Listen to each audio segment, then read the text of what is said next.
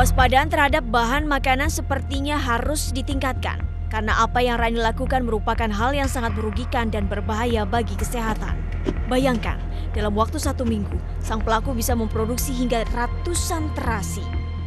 Setelah melihat proses pembuatan terasi ala Rani, membuat kami pun ingin mengetahui bagaimana cara membuat terasi yang aman dikonsumsi. iNews File pun berkunjung ke salah satu produsen terasi, Junairah.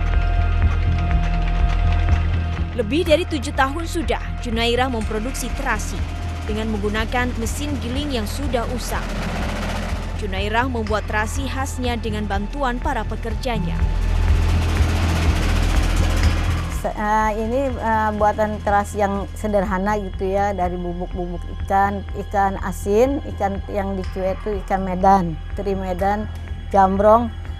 Bekasnya tuh bubuknya tuh diayak gitu, dibuat terasi sama saya, tapi ada bahan campurannya lonte atau itu padi, lemesnya padi tuh gitu. Jadi dicampur sama itu sama pewarna juga, tapi pewarna makanan.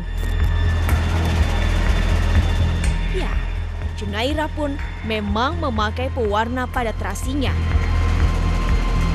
Namun yang menjadi perbedaan adalah pewarna yang dipakainya adalah pewarna makanan yang aman untuk dikonsumsi.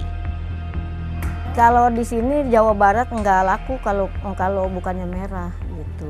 Mesti ada merah-merahnya kalau di Jawa Barat. Seluruh dah dari Banten sampai Bandung semua gitu. Mirip dengan Rani, Junairah pun menyatakan bahwa terasi dengan warna kemerahan lebih menarik minat masyarakat daripada warna coklat.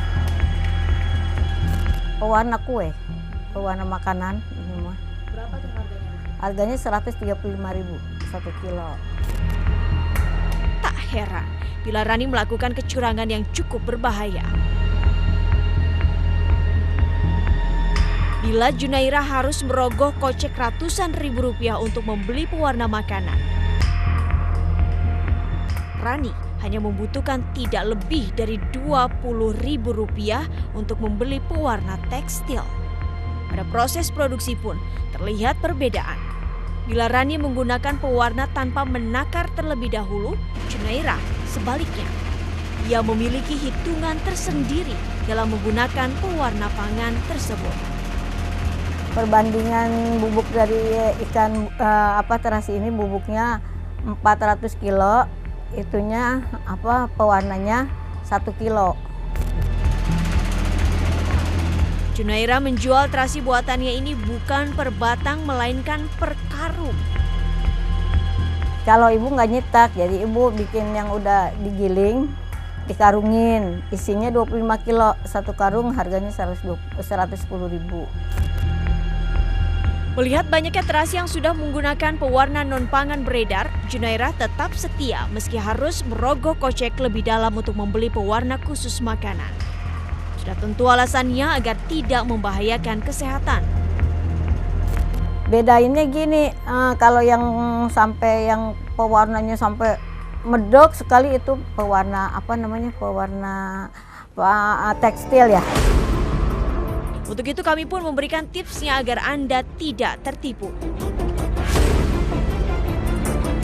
Terasi yang baik memiliki warna yang cenderung gelap, coklat kehitam-hitaman.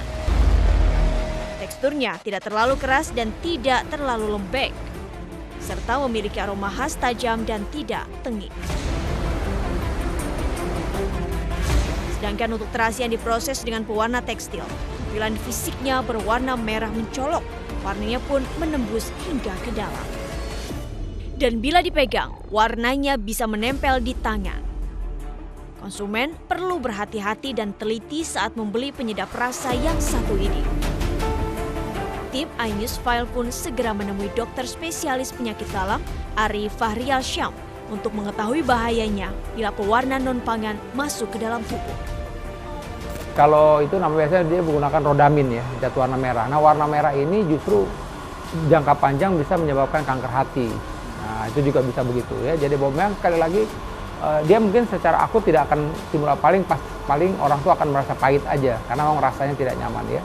Tapi dalam jangka panjang penggunaannya terus-menerus itu bisa merusak liver, lama-lama liver kita akan mengalami peradangan kronis dan akhirnya bisa timbul yang saya bilang tadi ke arah kanker, bisa juga timbul seperti itu. Ari menambahkan, zat kimia ini selayaknya tidak masuk ke dalam tubuh. Karena kembali lagi tubuh, belum tentu tubuh bisa mengurai zat kimia tersebut sehingga dikeluarkan oleh tubuh. Lain kalau memang itu sifatnya makanan, ya serat, buah segala macam ataupun vitamin-vitamin yang memang itu kandungan nutrisi, ya tubuh akan berusaha akan mencerna dan akan mengeluarkan itu semua. Tapi kalau zat kimia itu pada keadaan tertentu dia tidak bisa dikeluarkan. Akhirnya bagaimana? Dia akan menumpuk di dalam organ-organ, terutama tadi nih organ liver tadi. Nah, bagaimana kalau lama-lama menumpuk? Ya tentu akan menyebabkan kerusakan-kerusakan yang akhirnya bisa fatal. Jika sudah tertelan, Ari menyarankan agar segera meminum air dalam jumlah yang banyak. Banyak minum aja air putih, susu. Prinsipnya adalah menetralkan dan mengencerkan racun yang sudah tertelan tersebut. Gitu. Dalam prakteknya, Ari pun menilai bahwa terhindar dari terasi berbahaya ini cukup sulit. Ya, memang itu agak susah ya, karena tapi saya rasa tetap ya kalau kita biasa belanja, ini kalau saya bilang kalau kita beli dalam mentahnya biasanya nggak ada masalah karena kita bisa bedakan. Yang jadi masalah adalah kalau itu sudah dalam bentuk campuran makanan. Nah ini yang kita nggak bisa nilai.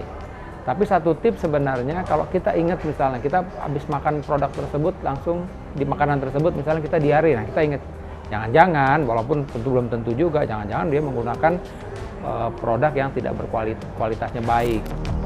Menjadi konsumen cerdas harus kita terapkan dalam kehidupan sehari-hari. Ketidakwaspadaan tentu bisa mengakibatkan kerugian bagi diri kita sendiri. Begitu juga dalam memilih terasi. Mulai dari sekarang, sebaiknya kita harus teliti terasi seperti apa yang akan kita beli. Maka jangan bilang Anda tidak tahu, karena kami sudah memberitahukannya.